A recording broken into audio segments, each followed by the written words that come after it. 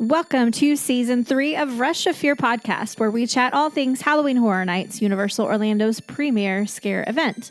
Tonight for episode 10, we are chatting 1998 HHN history and LGBTQIA plus inclusivity within the HHN haunt, Halloween, and horror community for HHN at Home, hosted by HNNightmares. So now, let the mayhem begin. What a rush of fear.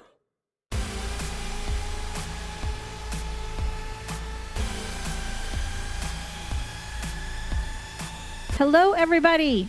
I am Michelle, your host for tonight. With me, I've got the whole gang. Finally, we have Maddy.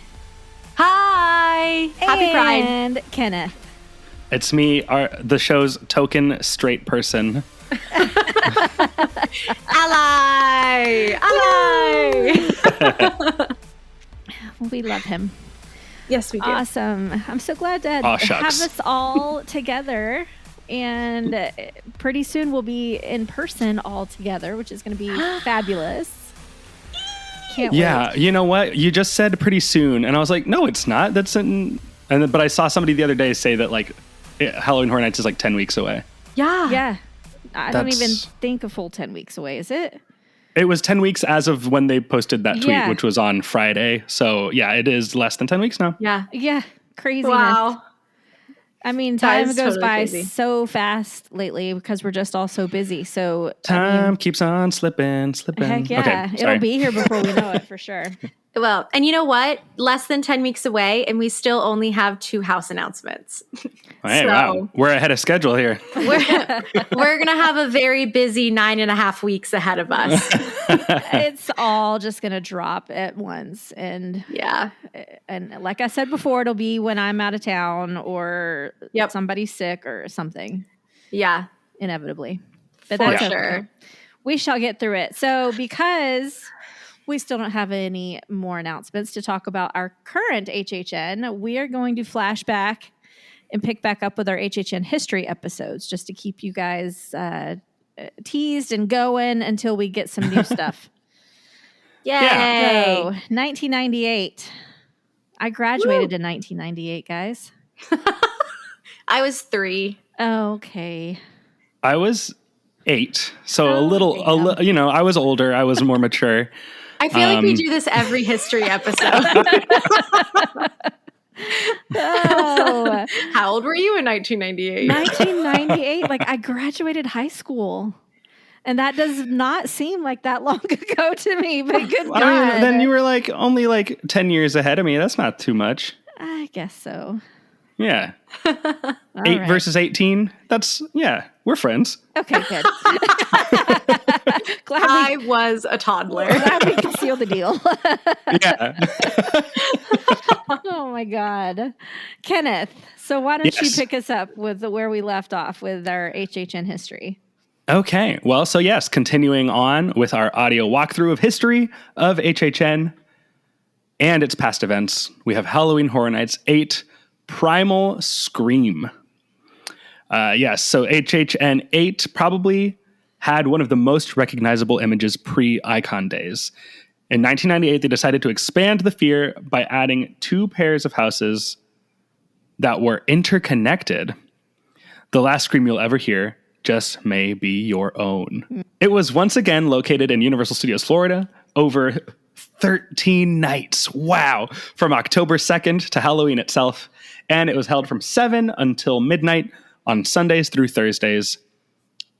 That can't be right. Sundays through Thursdays. It's got to be the other way around. Thursdays through Sundays. The Halloween Horror Nights.fandom.com says Sundays through Thursdays. I see. Gotcha. Okay. So basically Sundays and Thursdays because they didn't do like Wednesdays back then, I'm sure. No. I don't know. 13 nights. No, that wouldn't make sense. Yeah. Leave all this in. This is good. But they stayed open until 2 a.m. on Fridays and Saturdays. I mean, that's really how you... This is... Okay, I have notes for them, right? You pasted this in from somewhere, Maddy? This is still all of Lee's document that we got a season and a half ago. Okay, there's some, so there is some editing to do of the audio, but I would say yes, it's open until 2 a.m. on Fridays and Saturdays and midnight on all other nights. How about that? That's better.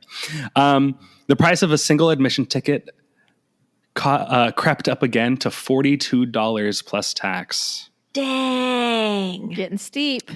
Now, moving back just a bit, because it says it probably has one of the most recognizable images pre-icon days. Now, let me make a guess, because I'm not looking at the image. I didn't do any prep. I don't have any other documents open about this. But let me just guess that this is the one with the eyeball and the little goblin guy biting on it. This is not the one with the goblin and the eyeball. See, to me, that is the most iconic pre-icon image. That is...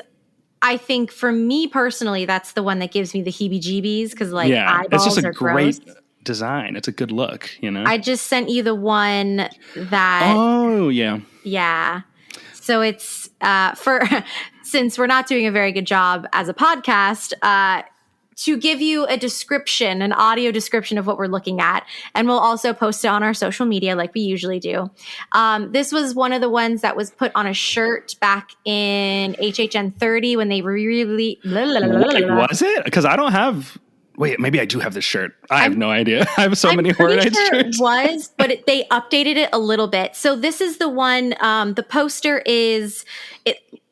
It looks like a bed sheet, like a cream colored bed sheet, and then there is a face that is super pressed into the bed sheet, so you can actually see where the eye sockets are and the nose, and then the mouth is actually open through the bed sheet and it's gaping, kind of like the mummy, like it's screaming on the mummy ride. It's very scary. It's kind of like that face that comes out of the book in Harry Potter and the Sorcerer's Stone. Absolutely. 100%. Except it's coming out of what looks like a bed sheet. And I restrained myself from making a joke about cream colored bed sheets. Oh God. And what kind of creamy things might be on there. Pride Month. Oh my God. Oh my God. This was not an X-rated event, okay? Goodness gracious. No, but our podcast has that E on it, so It does. It sure does. Sorry, Lee. 42 measly dollars. 42. 42 dull hairs. And I'm still on the website, and it says that, and I really don't remember seeing this on any of the others, but now, of course, I'm going to have to go back and look. But this is the first time that I have seen Stay and Scream. Stay and Scream apparently was $17 plus the price of daytime admission. Interesting. For HHN 1998. So they charged for it. That's interesting. They charged for it, which I guess we now charge for. I don't remember what they call it, but it's you can go in at 3:00. It's like Scream Early or something like that. That's if you don't have a daytime ticket. Yeah. Oh, that's true. Well, yeah. I don't know. Interesting. I was 3 years old. I have no knowledge of this. I am just reading what I see on this website. They didn't ask me. $42. Some of the t-shirts cost that much now. Yeah. Yeah. The nicer ones. Yeah. The standard one is $30. These Last of Us shirts are $30. Yeah. Yeah. It's a little bit more than a tank of gas on a bad day. Inflation. Yeah. I mean, to put it into perspective, in 1998, when I was graduating high school, I probably didn't pay more than $2 a gallon for gas either. No. What? $2? Oh, a gallon. Okay, I thought you said a tank. Oh my! No, what a gallon. It It was probably closer to $1.50 a gallon. Okay. It is 1 cent per gallon.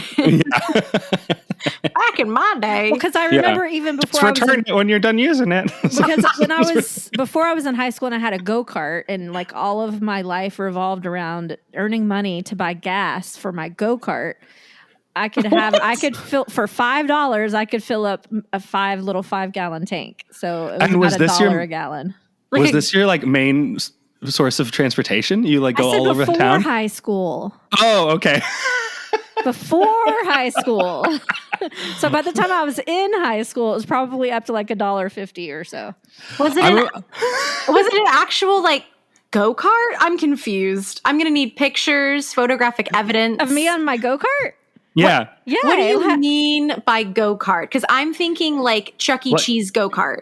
I'm thinking like Fun Spot, right? Yeah, Like, Yeah, like a for real go-kart. Like I And you had drove one. that on the road? Well, in my neighborhood. before high school, she said, which is where I was confused because I was imagining like high school aged Michelle Driving my go-kart to high school. Yeah. No, like you're in a biker gang, but you're all on go-karts instead. Like you're driving around in a leather jacket. Oh, if only I were that cool. I was not, guys. I was like, is she saying like electric scooter? I'm confused. No, I was in like middle school and I had my go-kart. That's what I did when I wasn't in school. Bananas and turtle shells and Yeah. It was a lawless time. I did get pulled over by the cops on my street. Oh my God. This episode has so quickly gone off the rails. another go-kart gang is moving into town. 1998. I mean, it was a year, guys. It was a year. All right. So let's get this back on track. Maddie, tell us about the damn houses, okay? It was a year. This year. On track like a go-kart. Oh my God. On the racetrack. On the racetrack. It's me, Mario.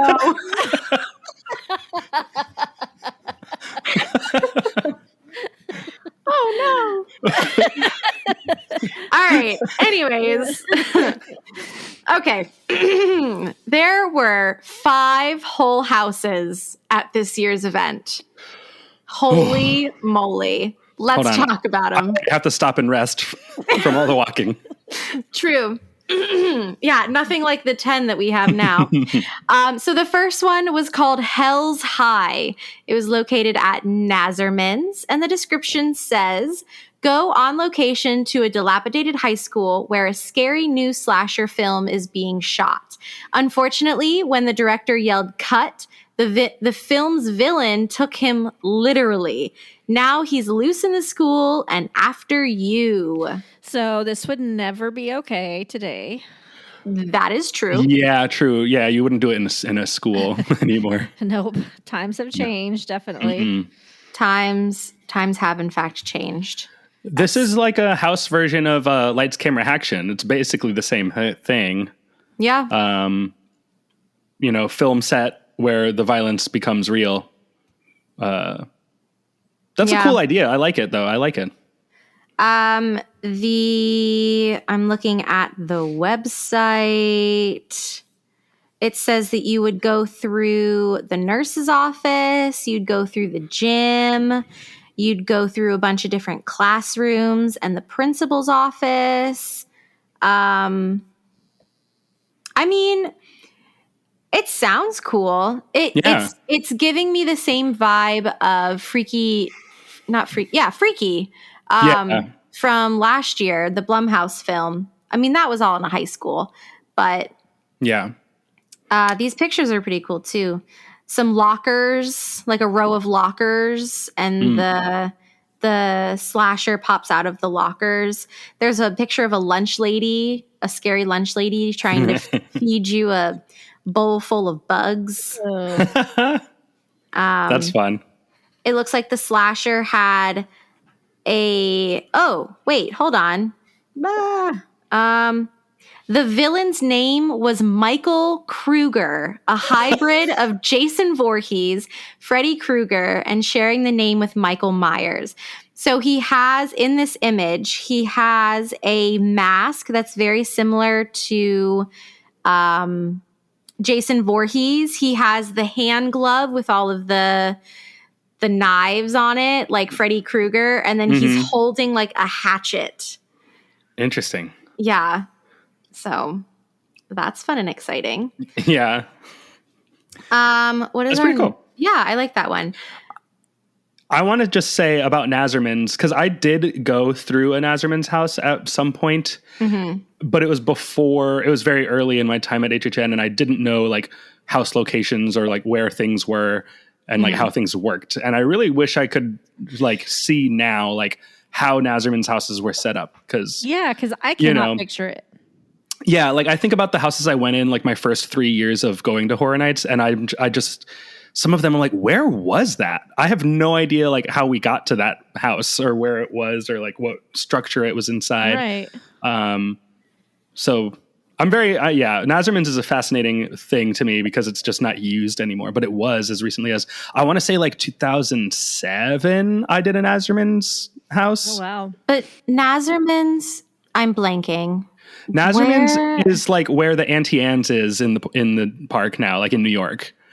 It's like This old building, the like old. It's basically Sting Alley. Yeah, yeah. Like there's a green awning in Sting Alley, like right to the left of Auntie Anne's that says like Nazerman's Pawn Shop or something like that. Yeah, or like antiques or whatever. So like that little block of buildings is what Nazerman's is referring to. I just don't see that area being big enough for anything. Yeah, it's wild to me. These houses would have not been ADA accessible at all. No. You had to go through the tires on the ground like football players at practice. Yeah, there's no other way. There's no ramp. Like I don't even think that they would have been able to take like a push wheelchair through. Because I'm thinking about the like crazy cobblestone in Sting Alley and off on the side of like Finnegan's. Mm-hmm. Yeah. It's just not conducive to. And the Nazerman's house I did was like 2 stories. What? Like Cool. Yeah, I'm pretty sure that like you went over the alley from above, like on a second floor catwalk thing. That's so dope. Man, I wish I wasn't 3 years old. I'm talking about 2007. I wish I would have gone. I was older then. Okay, moving on to our next house. This one is called the Museum of Horror, Chamber of Horror. House of Horror. Museum of Horror, Chamber of Horror. I kind of hate that. Yeah, that's the worst name. It gives me bad vibes. Yeah. And that is what it is called on this website. Universal's Museum of Horror, Chamber of Horrors. Yep. What's the point of that? This is an awful I don't like name. It. Bad vibes. Pick Bad one. Vibes. Pick one. Well, it's because so there were I'm reading ahead. So there were 2 houses in the soundstage. And I see. They shared a line, and then when you got closer to the entrance, the line split off. One was the Chamber of Horror, one was Unnatural History. Michelle, you're good at this. Yes. I stand by my statement, though, that they shouldn't have named one of the sides Chamber of Horror if the whole thing is called Museum of Horrors. I agree. Yeah, I agree. That chamber needs to be of something else, Yeah. It should have been like Chamber of Monsters or something. Yeah. Chamber of Torment, Chamber of, they still did it wrong. Just the chamber. I mean, that Chamber would have of been fine. Fear. Sure. Oh, yeah, there you go. Yeah, because, so for this first part, for Chamber of Horror of the 2-part house, it was inside Soundstage 22, and you would encounter Frankenstein, Dracula, the Wolfman, and all of your classic favorite Universal monsters. On the other side of it, the Museum of Horror's Unnatural History, also located in Soundstage 22, museum exhibit where you'll see modern day horror icons come to life. That is, if you can bear to look. Notice they didn't name any of them because they probably didn't actually license them. Correct. Correct. So if I am looking at the website for the Chamber of Horrors side, Yeah, so I've got a quick walkthrough of that side. It says outside the entrance of, this is on the website, HalloweenHorrorNightsFandom.com. Outside the entrance of the haunted house was a stone gargoyle. The entrance to the house was a giant truss system that had the logo for Universal's Museum of Horror on it. Beginning of the house was an old dusty museum with spider webs hanging down from a sign with the words "Die Here" written on it. The walls were lit by candelabra and contained various movie posters, including one for Halloween 2. This was where the line split. So then if you go into this side with the Chamber of Horrors, it says at one point there was a spiderweb covered organ followed by a woman with long black hair looking out from a cavity in the wall covered by glass. Later on, there was Norman Bates wielding a knife. A later room featured a boarded up door and an alcove containing an old TV as decoration. After this was a mess of old furniture and crates. An electric chair may have also been featured early in the house, possibly the Frankenstein room. My favorite part of what you're about to read, a tree monster also appeared somewhere in this house, period. Yep, period. And then under the list of scare actors, you have the normal ones: Frankenstein's monster, Count Dracula, the Wolfman, Norman Bates, the Phantom of the Opera, tree, Night of the Living Dead zombie, Bunk Bed Girl, and of course, Rat Lady. Yeah, Rat Lady. Bring back Rat Lady. Yep. Phantom of the Opera, tree. Yeah. Yeah, Tree monster. Someone reprising their iconic role from their second grade play of The Wizard of Oz. Yeah. Yep. It's just, there's handles on the back, and it's just like the plywood painted to look like a tree. Yeah. Oh my goodness. It sounds kind of cool after the tree part. It says, no, the tree part sounds cool too. I like the tree. Guests walked through a farmhouse modeled after Night of the Living Dead with a zombie bursting out of a mattress. In this room, there were also many bunk beds, one containing a laughing little girl. Scary. I mean, kids laughing in horror houses are terrifying. That is true. On the unnatural horror side, obviously the queue in the facade was the same, and the line would split under the sign that says "Die Here." And at one point, you would see scare actors portraying Michael Myers, Jason Voorhees. There was the Fly, in quotations, unconfirmed. The Nightmare on Elm Street theme could be heard just before entering. You'd see Freddy Krueger. You'd see Reagan from The Exorcist sitting on her bed.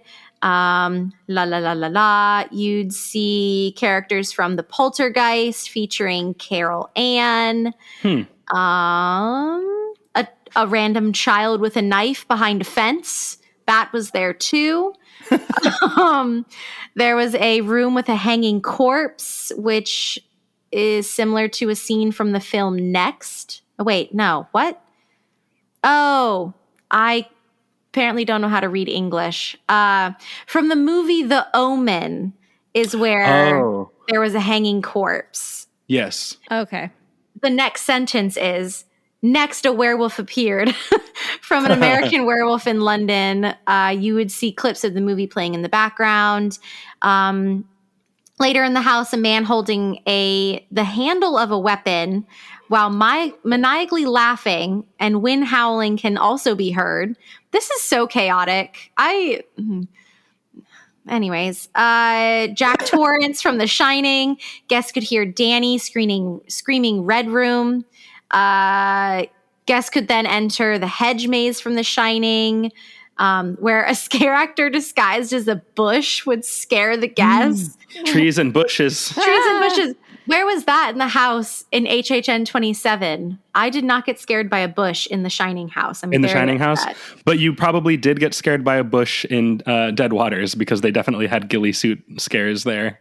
Also in Seeds of Extinction. Also in Descents of Destruction. Also in something else. Texas Chainsaw Massacre was also in the house. Some more Michael Myers, followed by Ghostface from Scream. You'd have an alien abduction scene from The X-Files and a wood chipper scene from Fargo. Other possible scenes included The Fly, Candyman, and The Nightmare on Elm Street. That is a lot. It's very overstuffed. Yeah. Non-cohesive. No. Like, let's just throw as much horror crap into this one house as we possibly can. Well, that was just kind of these early year events. That's all it was how many spooky icons can we throw into a single house, but also into a show? It's the bowl of spaghetti, and you just chuck it at the wall and see what sticks. Yeah. Huh. That's it. That's my spaghetti throwing noise. Yeah. And this is very early days. I don't know that there was much, if any, competition in Orlando, at least. At this point, I think Not Scary Farm was already doing it because they're the oldest, right? Is that am I getting that right? I think so. Yeah, that sounds right. But as far as Orlando goes, like they're pretty much the only people doing anything like this. So like, I think the standard of guest expectation was like just so much lower. Yeah. And not in a bad way. It's just like, this is all still pretty new. They're still really figuring out what this is and how it works and what people like and what people don't respond to. Very true. Licensing wasn't fully a thing yet. They didn't need to because nobody was paying attention, you know? Right.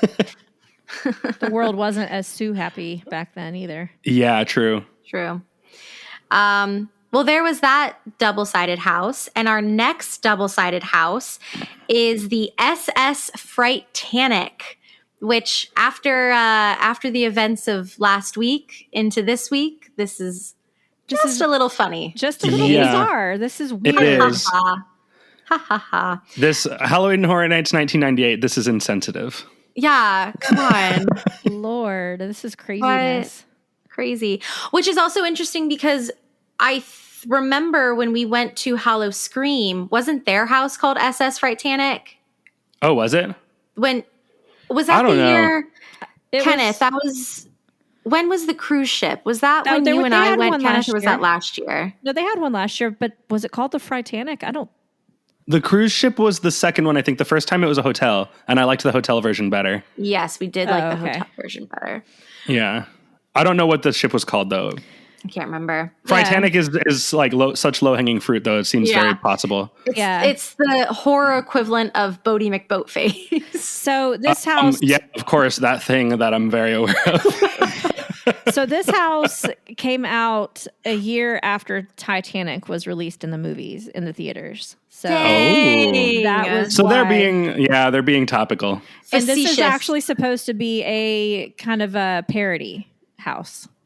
Okay.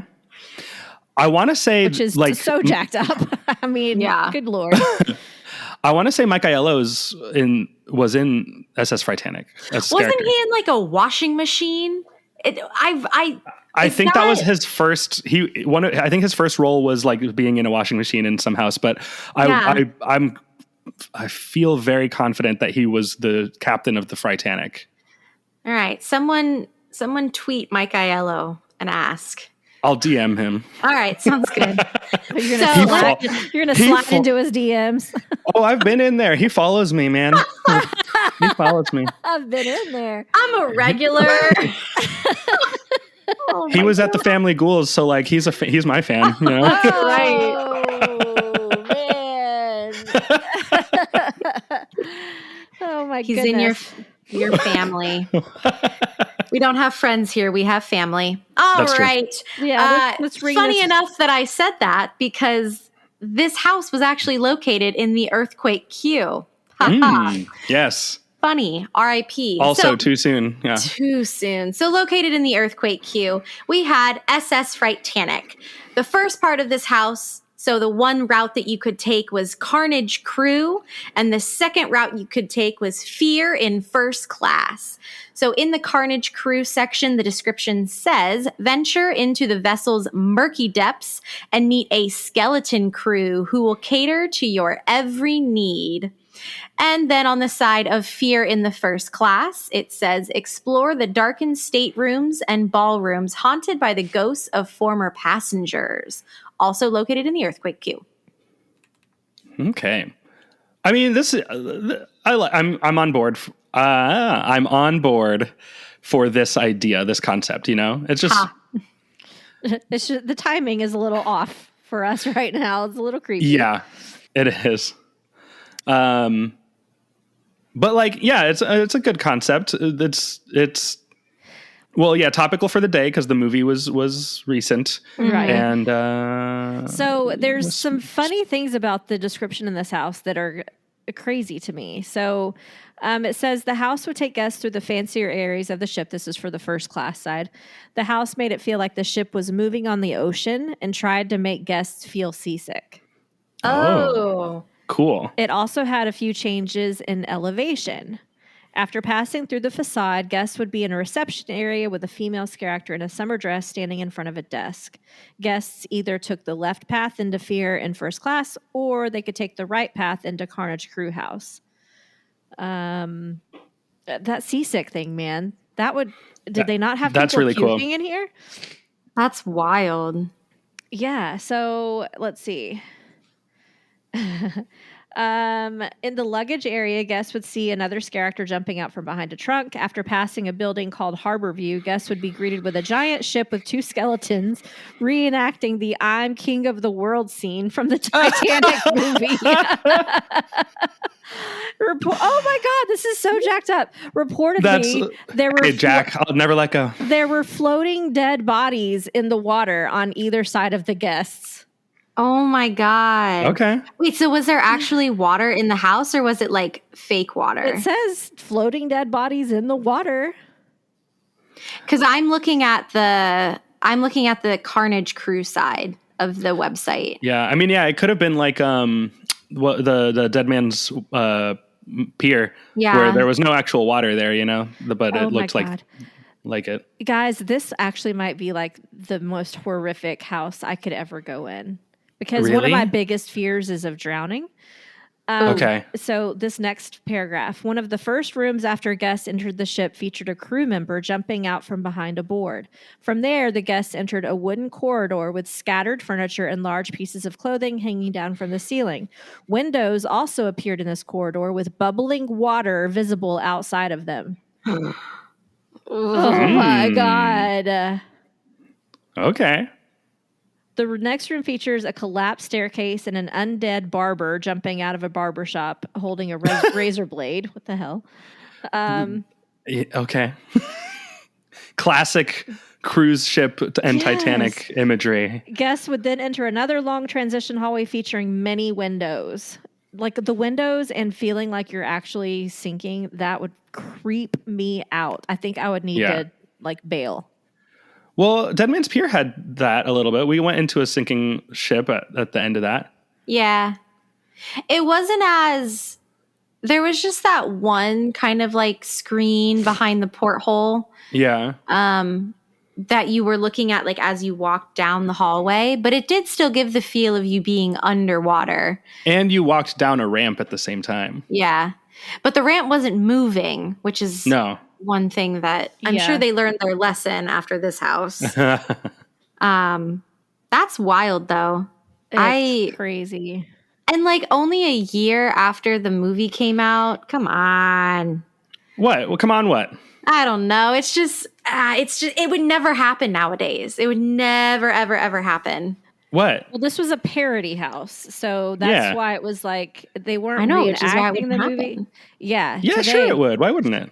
I don't know. The movie wasn't the real sinking of the Titanic. It was just in the zeitgeist, The Titanic sank in 1912. So this is well after that. That's fair. That's fair. No one actually died in the making of the movie, I don't think. Leo is still with us. We better fact check that. Who's to say? Yeah, I guess so. It could be cursed like the Poltergeist movie. Yeah. So on the Carnage Crew side, it looks like you would enter through the port building and you'd be greeted with the same receptionist. When you did take the Carnage Crew side, it would open up into a small building where guests were greeted once again. So this must have been on both sides. 2 skeletons reenacting the I'm the King of the World scene and the guests in the water. Although on our side, on the Carnage Crew side, guests on this side of the house would enter through the right door of the ship. Oh, I read that wrong. That's not that exciting. I can cut that out. The way that I was reading it, it said guests on door. And I was like, no, they fucking didn't. But once again, I just can't read. I did think that after they had the skeletons doing the King of the World, that there would also be skeletons on a door like that. Yeah. 100%. So this house would take guests through the dingier / poorer areas of the ship. The house made it feel once again like the ship was moving on the ocean and tried to make guests feel seasick, changed in elevation. At one point, guests would walk through the crew quarters with one man lying dead on a bed, impaled by a sword. Why are there swords in the crew quarters? Human bones and other remains were scattered all over the other bunk beds, and there was a scare actor portraying a zombified crew member. Another room was the bridge with cracked walls, pieces of cloth hanging down from the ceiling, and another zombie scare actor manning the wheel. Another room represented the sick bay of the ship and had a dentist office with the smell of burning teeth. Burning teeth? You know, like when you go to the dentist and they have to like file your teeth? Oh, that okay. smell. Okay, Yeah. I gotcha. I understand now. Yucky. In that same room, there was an evil dentist that could be seen drilling a patient's teeth with rusty tools. There was also a meat locker room filled with hanging corpses and an engine room. One report says that the rat lady also appeared in this house, although that is still unconfirmed many years later. How can that? Okay. She's like Mickey Mouse. She can only be in one place at once. I mean, I think there was only actually one rat lady, though. I think there was it doesn't make two. any sense that she's in multiple houses. Yeah. Unless they moved her around. Wasn't she on wheels in the first year? She was like in a wheeled box that just went through the streets. That's how I saw her, yeah. Yeah. In the Travel Channel. Pushing her around, grinding her on rails and going off of ramps and stuff. Oh my gosh. Anyways, guests exited through a dilapidated room where the lines would merge back together with corpse hanging from the ceiling and a large box that says "This End Up," possibly referring to how guests just finished one side of the house. However, before guests leave, they were attacked by one final scare actor straight in front of them. Spooky. Cool. I like it. Oh my gosh. There's pictures of the crew shirt for this year, like the cast shirt for this house. Mm-hmm. And it's just a giant boat. And it says the big dead boat. That's funny. I like that. I'm going to need to find that on eBay. If you worked in this house in 1998, please contact me because I will buy this shirt off of you for so much money. Ooh. Oh my gosh, the front of the shirt says, "I've got that sinking feeling." Oh my goodness. That's hilarious. That's good. They're so good. bad. That's really funny. I love these HHN unhindered years. It's so great. Yeah. Yeah. Yeah. My favorite part of the year that I worked was the cast shirt for the entire event that someone made. It was like little boxes on the front of a shirt. It kind of looked like the elemental chart, and the box that depicted Nightingale's blood pit was a storybook that said the life and adventures of the murder chickens. It was like the cover of a book. It was really cute.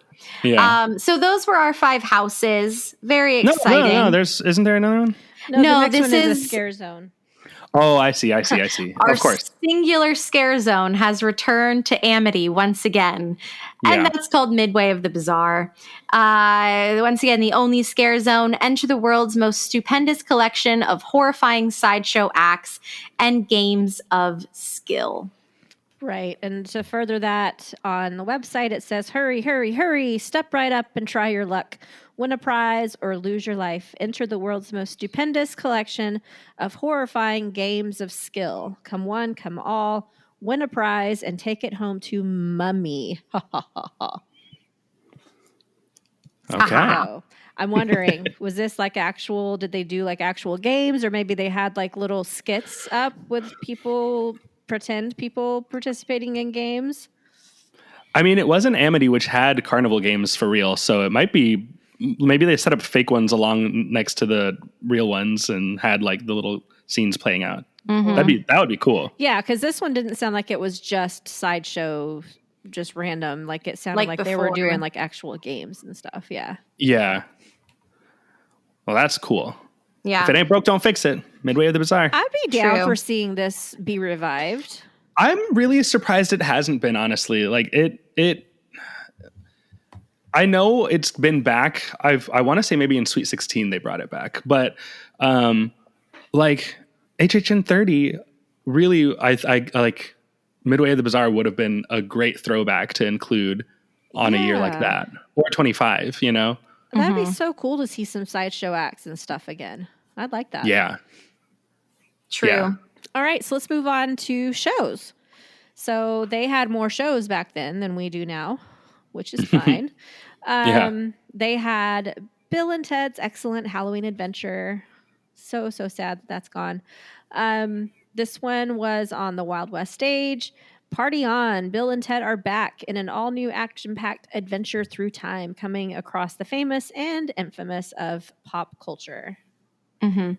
This is my favorite part of our history episodes, where we get to read the brief synopsis of what happened in these shows, because I never got to see one, and how crazy they were. So are you ready? Oh, God, yes. Yes. Okay. I'm settled in. So HHN 8. The show starts with the DeLorean coming onto the stage with Classic move. Classic. A solid start. With TJ Hooker hanging off of the hood. He demands the drivers to get off the car, and Muddler and Scully from the X-Files come out. The time-traveling phone booth appears, and Bill and Ted also come out, saying that they are here to see Saving Private Ryan on ice at the Magic Kingdom. Oh, cool. my God. They're told that the attraction was closed by new management. The new manager comes out, and it's revealed to be Jimmy and Tommy from Goodfellas. Bill sends the booth back in time for backup. Riggs and, oh my gosh, how do you say that?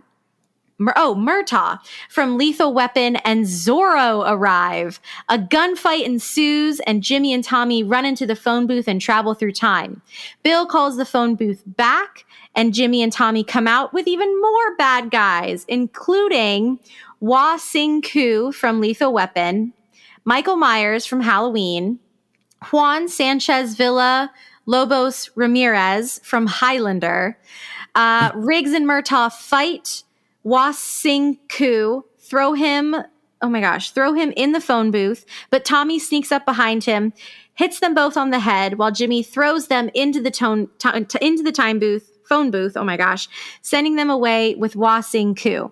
Meanwhile, Michael Myers chases Bill and Ted, but is intercepted by Jamie Lee Curtis, who sends him through a trap door. Zorro and Ramirez then duel, and Zorro falls down a well. I don't know where the well came from.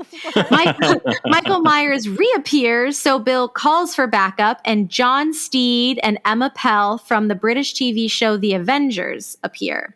Okay. Emma Peel fights Michael Myers, and John Steed fights Ramirez. Steed defeats him with his umbrella and goes to face Michael Myers with Emma Peel. They lead him up to the rooftop, where Scully shoots him down. After the villains are defeated, Bill and Ted invite their new friends from Colorado. Who's from Colorado? Anyways, from Colorado to party with them, which is where the kids... which were the kids from South Park. Why was that not in the beginning? Yeah. Okay. Oh, this is the best part. The song and dance sequence begins with a square dance to the song Kyle's Mom is a Stupid Bitch. Oh my God. The song is interrupted when Jimmy says this song is horrible and shoots Kenny. Poor Kenny. Bill and Ted bring in special guests, which were Rose and Jack from Titanic. Yeah. They then start playing the Titanic-inspired version of Summer Nights from Greece. Following that song, the older Rose seen in the movie comes on stage and performs a rap. Young Rose asks Old Rose what she did with the necklace. Old Rose says she threw it overboard, and Young Rose punches her in the jaw and knocks her out. Robbie Hart from The Wedding Singer comes out and sings You Spin Me Right Round. Hail to the Chief starts playing as Bill Clinton enters the stage. What in the He world? apologizes for his indiscretions with Monica Lewinsky and promises that nothing would ever happen like that again. Monica Lewinsky then comes on stage while playing a rendition of You're the One That I Want from Grease starts playing. Bill Clinton plays his saxophone and the stage explodes into the grand finale. Oh my God. Okay. It just gets worse every year. Is that it? That's it. Okay. So I'm glad that it got into the South Park and everything else, because at first I was like, this isn't even funny. They're all just fighting each other. And I'm sure it was kind of slapsticky, but like, it's just characters showing up and fighting and then leaving and showing up and fighting. Yeah. But then we got into some real good Bill and Ted classic antics. Kyle's mom is a stupid bitch. Oh my God, that's crazy. That's actually from South Park. So like, Is it? Yeah. God. It's like a very fast song, very, very rapid fire lyrics. I love that Old Rose performs rap. Yeah. Oh, and that's also kind of like inspired by The Wedding Singer too, probably, because the old lady in that movie raps Rapper's Delight. Nice. At her like, what is it? An anniversary party, I think. Nice. Yeah. I love The Wedding Singer. That's a great movie. I just want to see Monica Lewinsky singing You're the One That I Want. Yeah. That's funny. That's really funny. They made Bill Clinton apologize. We'd love to see it. That's hilarious. What who is TJ Hooker? What was that? What is that? I don't know. Michelle? How would I know who that is? TJ Hooker is? You were a teenager in this era, and so it was probably pop culture that it would have been aimed at you. I have no idea who TJ Hooker is. Hold on. Okay. Hold on. TJ Hooker is... it's a series. It's a cop show. It's William Shatner. William Shatner is Sergeant TJ Hooker. He's a former detective who demotes himself to street patrol where he feels he is most needed. Okay. It ran from 1982 to 1986 on ABC. 1982 to 1986. Yeah, so I guess they just brought back William Shatner's character from this TV show. Oh, okay, yeah. So I was born in 81, so no, I do not know who TJ Hooker is. Okay. Come on, Michelle. I'm just kidding. Sorry. Get with the hip new things the kids like. I'm like TJ Hooker. I'm trying. TJ Hooker. Yeah, all the kids love TJ Hooker. Apparently. He's all over TikTok. Yeah, I'm sure he was. All right, so. He was. He's just a guy. Hit him with your car. Yeah. All right, let's talk about Horrorpalooza. I love it already. All right. Horrorpalooza. In Hollywood, it's a never-ending nightmare of nonstop entertainment featuring the Kiss Army Band and a rock and roll spectacular that is sure to wake the dead. So the description says it's this, by the way, took place on the Mel's Drive-In stage. Nice. It's a never-ending nightmare of nonstop entertainment featuring dazzling dancers, maniacal musicians, and more. Whoop, whoop, whoop. Oh my God. Maniacal musicians. Do you guys remember Prince Dragon? Yeah. I do remember Prince Dragon, and I still don't know what that is. I don't either. But sometimes I think about it, and I just miss the good old days. Yeah. Yeah. It was like our first history episode. So there is a link to a video that we should totally share on our Instagram because it shows like some of the commercials that were out for this year. Some really bad recordings of the actual Horrorpalooza with the band up there looking like Kiss. I have no idea how this stage is fitting in that Mel's Drive-In area because it looks massive. So it is actually like at the restaurant? And not across the street like we speculated last time, like in the Carnival of Carnage stage area or like the Rock the Universe stage? I can't tell. It's huge. Okay. I don't know how this could fit in front of in front of the restaurant. So it looks like it would have to be across from it. but it's huge. Yeah, that stage, I always forget how big it actually is. Yeah, so that looks cool. And this is totally where Pangolin needs to come back. I want to. Pangolin. Yes. I want to. They won't let us. Just slide into Mike's DMs, like you said. He's aware of us. He's shouted us out on Twitter before. I don't know what's holding him back. I don't either, because it's like you guys were made for HHN. We are basically the like official band of HHN fandom. So just let us play in the It's just a matter of time. Yeah. HHN, slide into Pangolin's DMs. I don't remember if I ever talked about this, but there was a time that, like, I think it might have been last year leading up to HHN, the Horror Nights account was tweeting about something and somebody was like, let Pangolin play at HHN, or like add like Bloodsucker, our Dracula song, to the HHN Park Loop. And they were like quoting the song back to people in the replies. I remember that. So cool. It was so exciting. I was like, I wrote that song. And the Horror Nights is tweeting lines from it. That's nuts. That's so awesome. You just remember who your friends were when you were all big and famous. I will. It all started with Rush of Fear. Yeah. Yeah. All right. Next up, we have Inferno. Enter a strange new dimension where powerful forces take over your senses. And this was in World Expo. Probably a magic or illusion show, I'm guessing. Let me see. What a vague description. Like, you didn't say, this thing didn't say anything. No, it says it was at the Animal Actors stage. I guess, is that World Expo? I guess it used to be. Yeah. It might have used to be because World Expo was Men in Black and Back to the Future and the restaurant that is now Simpsons Fast Food Boulevard. That was the International Food and Film Festival. Oh, I missed that place. So I could see how Animal Actors could get included in that instead of being in Kid Zone. I think it kind of defaulted into Kid Zone when Springfield split the expo, and now the World Expo is basically just Men in Black. Yeah. So it says, enter a strange new dimension where powerful forces take control of your senses.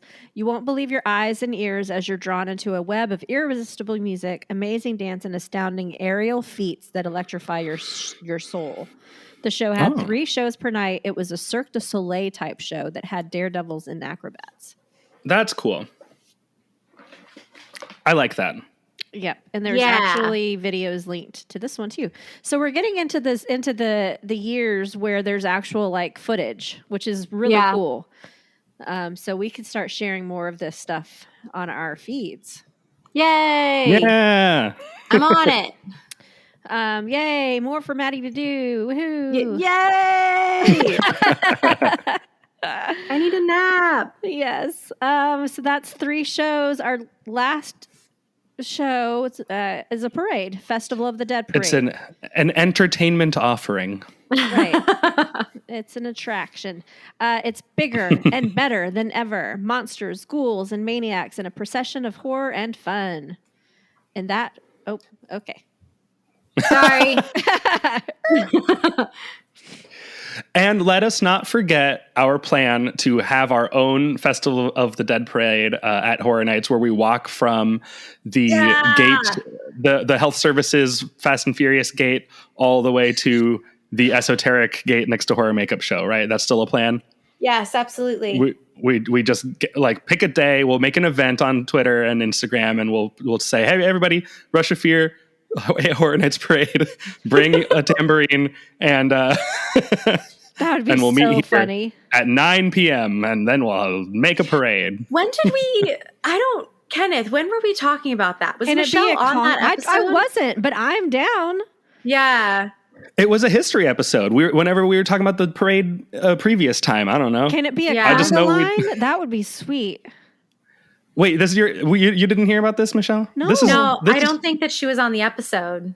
Okay. Yeah, this is like when everyone in like New York said, let's meet up in this park and scream like Goku. And then they actually did. Like, this is what we're doing. Really? Or like the Area 51 raid. Like, this is our version of that. Like a flash mob. Let's do Kind it. of, yeah. An organized, just like unofficial viral event. It's like Everybody Tony Day, you know? Yeah. So like everybody go to ET and say your name is Tony, and we'll Everybody make it a thing. Tony Day. Horror Yeah. Nights conga line. Rush of Fear conga line. Yeah. Yep. Yeah, the Rush of Fear parade. Yeah. It's going to be great. It's going to be this year's top event. Yes. Let's plan Everyone it. Yeah. dress up as your favorite Halloween character. I call Little Boo. You bound as a character, and we'll buy classroom instruments from the Tonight Shop, and that way, like, they can't stop us from bringing them in. They sold them in the park, you know? Yeah, exactly. This is It's so going to be great. great. This is so Yeah. great. Yes, I love it. So on that Yes. note, that will wrap up our look back on the history of Halloween Horror Nights for today. Thanks. Sorry, just had puberty there for a second. Oh, man. Okay. My voice cracked. Thanks to HHN Legacy and HorrorNights.fandom.com for the info. Yay! Yeah. Very Fun, good. yeah. 1998. What a year. What a good year. Yeah. We got this is the year. Let's not forget. This is the year that the world got not one but two computer animated movies about ants. It just doesn't get any better. How do you know this? What the heck? How would I not know this, Michelle? Do you know me? How do you know this? Plug Dream Jerks. I have another podcast called Dream Jerks where we talk about DreamWorks animation. And it's a big part of Pixar history, which I'm also very much into. But yeah, Pixar had A Bug's Life coming. Jeffrey Katzenberg left Disney and started his own company, DreamWorks. And he asked the people at Pixar, like, what do you guys got coming up? And they were like, we're making a movie about ants and bugs. And he said, okay, cool. And then he went and rushed a movie about ants into production and released it before Pixar released theirs. Mm-hmm. And we got two bug movies in the same year, just like, I think not even a month apart from each other. Yeah. If you're interested in this kind of thing, go listen to my other podcast, Dream Jerks Podcast, every DreamWorks film. And we'll be covering Ruby Gilman, Teenage Kraken, very soon, as it is about to come out in theaters. Anyway. I'm impressed. That was my very first episode that I ever listened to of Dream Jerks was the Ants episode. Well, it was the first episode. It's the first DreamWorks movie. I started in order. Oh, fans did that. Thank you. Good. Yeah, you're welcome. Oh my gosh. You know, but though I'm still impressed because I could have done an episode about that and never be able to remember that it was the year 1998 just because my brain does not work like that. My mind is a steel trap of things that I'm interested in, which includes animation and Halloween Horror Nights, which is why those are my two podcasts. And useless pieces of trivia. So yep. That is amazing. Yeah. That's why I'm here. Yeah. It's pretty great. You know what else happened in 1998? What? Tell us, Maddie. Oh my gosh, I will.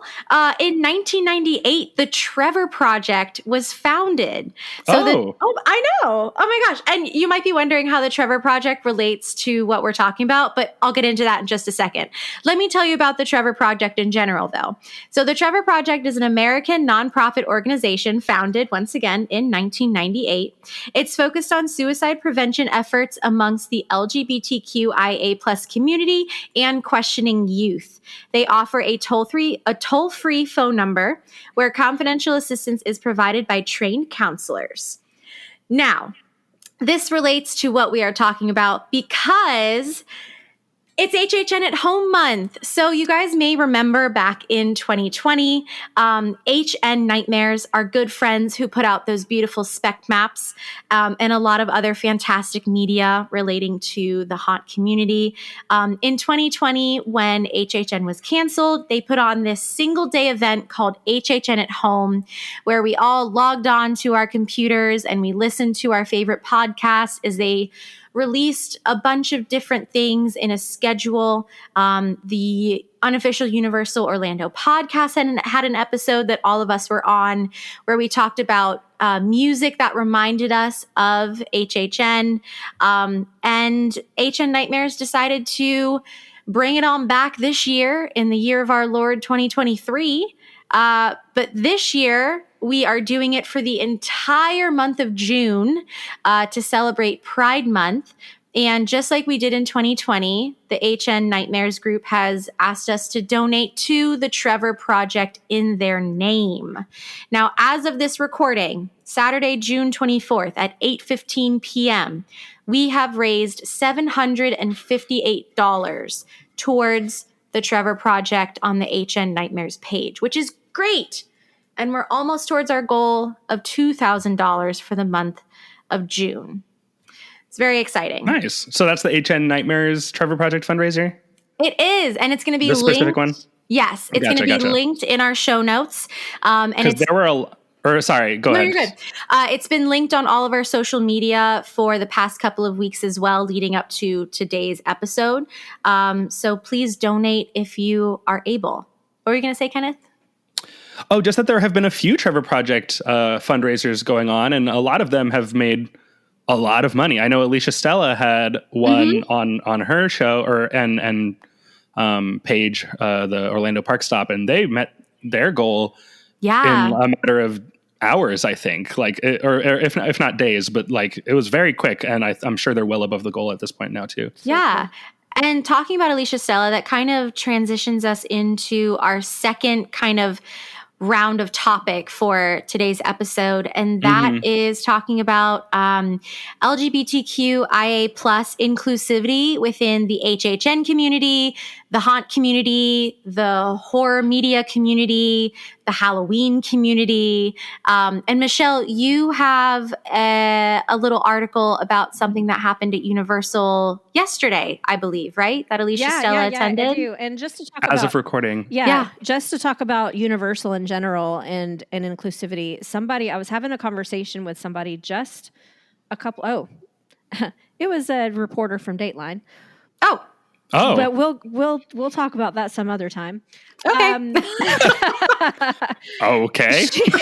She was talking about how she loves Universal too, over in the LA on the West Coast side, blah, blah, blah. And she was like, why do you like Disney why do you like Universal more than Disney? And one of my answers was that I feel like I can really be myself at Universal, and not just in that I can be more free, but I was like, there's not as many kids. There's kids, but it's not like Disney where it's like all catered to kids and you feel like you have to be on your best behavior there and watch what you say. Like at Universal, it just feels like you can be free. And I always feel that way when I'm there, not just as a lesbian, but just as an adult. Like I can just be free at Universal. And one good example of this is that during Pride Month, not only do they always all year long have that great line of Love is Universal merchandise that supports Pride, but like just last week, they did a Love is Universal night at the Red Coconut Club. And Alicia Stella had the chance to attend with some friends, and she took some pictures and posted it. And I just thought that was great timing. And just to quote her, on her post, she said, I had an amazing time at the Love is Universal Thursday night at Red Coconut Club. Thank you at Universal Orlando for providing a place I'm able to feel safe and have a good time with friends out right now with such good security, metal detectors, and peace of mind. Great DJ too. So it's so cool. Like they had some team members out front, like all dressed up, looked like they were maybe from the Mardi Gras parade. They had like rainbow lighting inside the club. They had some specialty Pride cocktails. That's something that the parks absolutely 100% don't have to do, right? And I'm sure. Oh yeah. If they didn't do it, it would probably. There's probably people out there that are ticked off that they do something like this, but Universal doesn't care. They do things that I feel are right. They are very inclusive, and I love that about them. Yeah, this is the kind of event that, like, if it didn't happen at all, no one would be like, where is this thing? You know? So like, it's not like they had to do this at all. They just, they wanted to provide a space where people felt welcome and safe, and, you know, like, you're here to have fun. And I think it's fantastic. I think it's a real good thing. And, you know, the theming, red, of course, being one of the colors in the rainbow, and they named the club after that, is just like, you know, above and beyond. Right?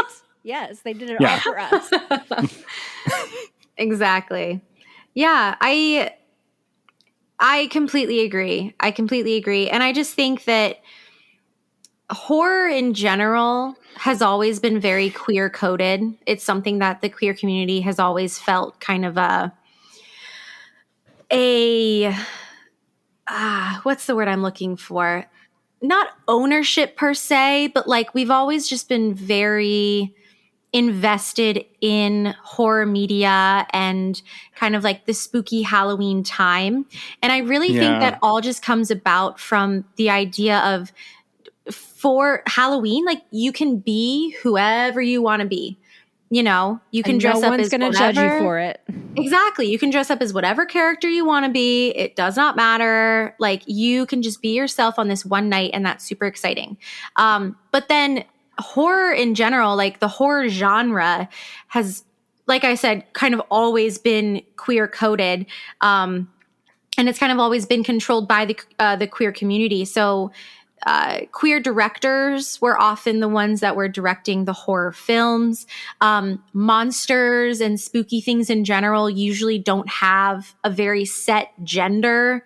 So it was just, it's something that has always been a part of our community in a way. And I love that personally. And HHN is where I have felt most myself. I knew from a very young age that I was not normal per se. I just didn't have the words to describe how I felt, and I didn't understand it. And I luckily had fantastic parents and a fantastic support system.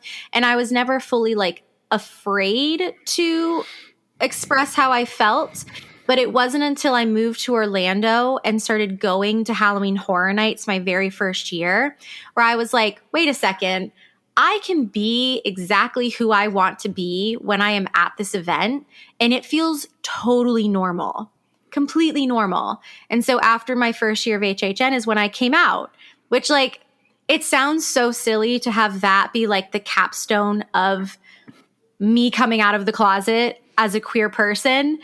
But it felt right. Like, I found myself so much during that first year of HHN living in Orlando that I was like, you know what? It's so silly that I have waited this long to finally, like, be exactly who I want to be. And I found myself so much through this event. I found an amazing support system of friends here in Orlando. Like, I'm all in. Here we are. Hello, world. And it's just kind of grown since then. In this moment in time right now, I am exactly who I have always known I am. And that's just, like, so exciting. And I owe it kind of all to Halloween Horror Nights in general. And I've grown to appreciate the horror community and horror media. And I've kind of found what I love through that. And it's just, I don't know, it's very fun and exciting. Yeah. Yeah. Yay. That's awesome. Yay. That's so cool. I feel like Universal's really done a good job as of late to let people be okay with being who they are. In so much that they've, you know, been employing different body types for roles that they may not have traditionally done. Yes. Breaking gender roles and skin color, just breaking all of the molds. You know what I mean? And I think that's really cool of them. Yeah. And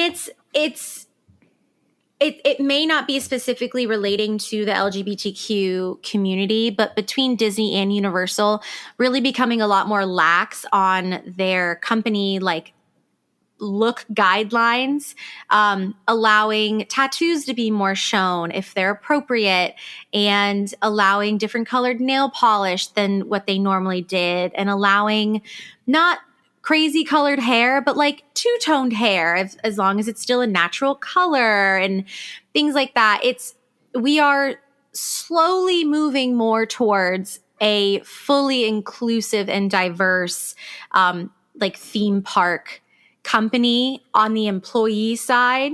And I think that does make the guests that are coming to the parks feel more like, oh, like these are just normal people. Yeah. You know, they're not so stuck in that 1950s mindset that more so Disney was up until that 2020 timeline when they did start dropping that Disney look guideline. And then Universal very quickly followed suit afterwards.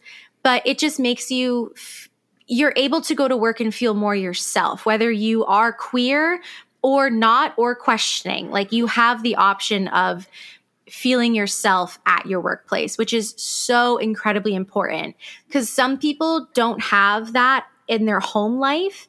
And if they also don't have that in their workspace, that it's just unfair. It's not fair to not be able to be yourself in any capacity where you exist. Well, and just as a guest too, it makes us feel more welcome. Like, I've always felt more comfortable, I should say is the best word, at Hard Rock Hotel as opposed to the other on-site hotels. And that is because Hard Rock is known for letting people be who the hell they are.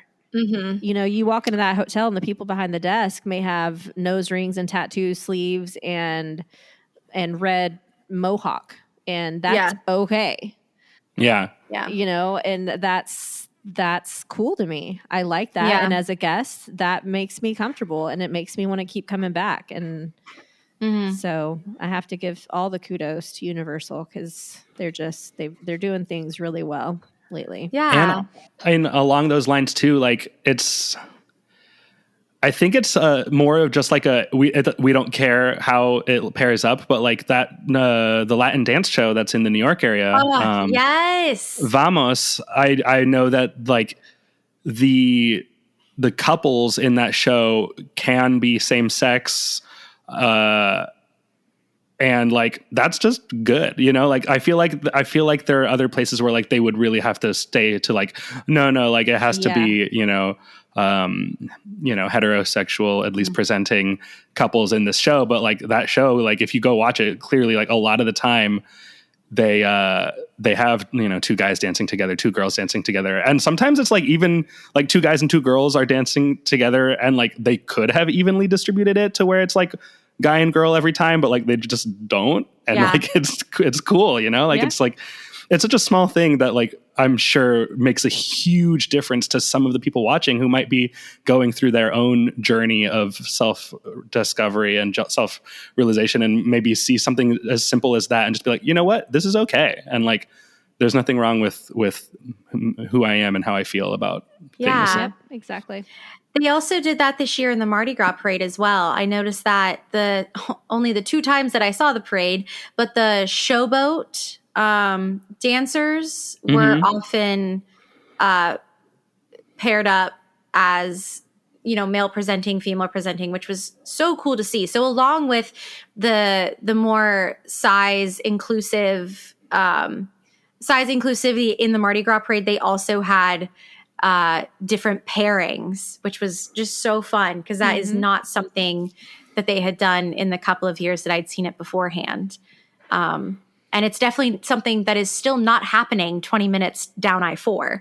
So, right. But yeah, it's just, I don't know. It's nice. And I unfortunately don't work for Universal anymore, so I can't say how it is on the employee side of that company anymore. But as far as how working for Disney has changed in the now 5 years that I've been there, we have added a key. So we have the 5 keys to being a cast member: safety, courtesy, efficiencies show, and now we have the inclusion key.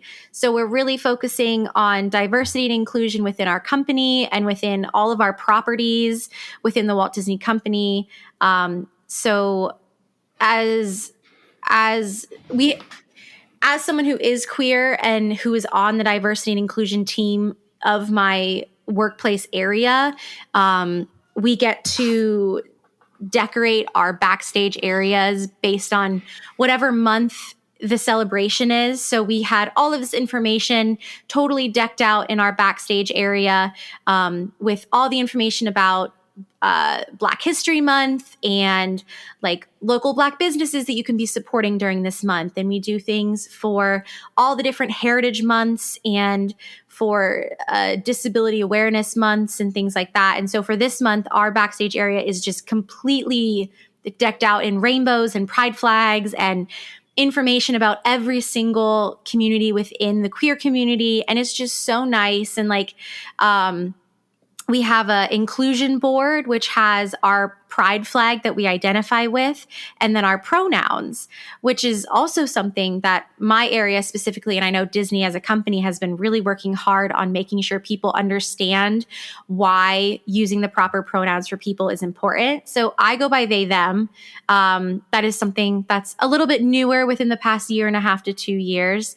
But I get to include it on my part of the company website. So people looking me up on the website know my pronouns.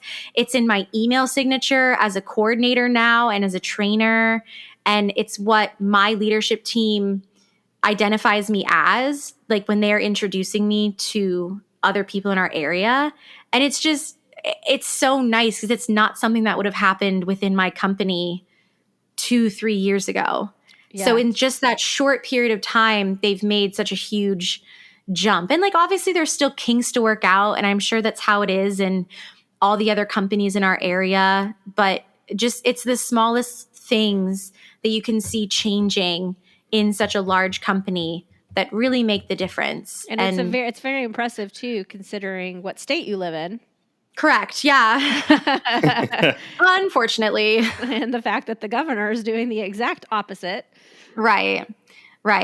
So I don't know. It's just so nice. And I'm hoping that along with Mardi Gras this year, we also start to see some size and gender inclusivity within HHN this year. Not that it hasn't happened before, but it can definitely be, as someone who does identify differently and who is not just, a stick. It is nice to see people who look like me and identify similarly to me in a haunt that I like to go to. Yeah, that's cool. So, yeah. Awesome. Well, so if you guys want to get involved and donate to HHNatHome cause this year, the link is in our social media, and it will be in the show notes, as Maddie said. So they're, like we said before, we're at $758 out of a $2,000 goal that they're trying to reach before the end of June. So we got a few days left. So let's make it happen. Yeah, make it happen, guys. All right. Well, I think that will do it for this episode. Thank you all for listening, and we hope to see you soon in the fog. But until next time, for more content, be sure to check out our Facebook page at facebook.com/RushOfFear and follow us on Instagram and Twitter at RushOfFearPod. Yeah. And for more general Universal Orlando Resort news, check out our friends and UUOP network hosts over at the unofficial Universal Orlando podcast, wherever podcasts can be found. And for all your travel needs, especially HHN, reach out to our host and sponsor and friend, Portkey Vacations. Visit her website, portkeyvacations.com, and just click on the Portkey and submit your no obligation quote request to begin planning your next magical vacation.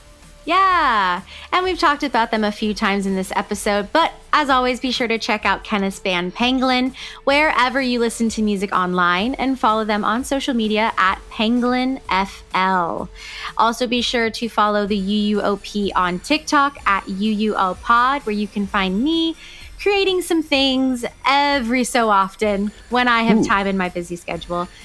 Can I plug a couple Pangolin shows coming up in the Orlando area? Yeah. If you're around town, if you're in the Orlando area, Pangolin will be playing at Emotion Fest, like the word emo and the word ocean just put together into one, Emotion Fest, at Old Town Kissimmee, Sun on the Beach. We'll be playing that on July 8th, Saturday, July 8th.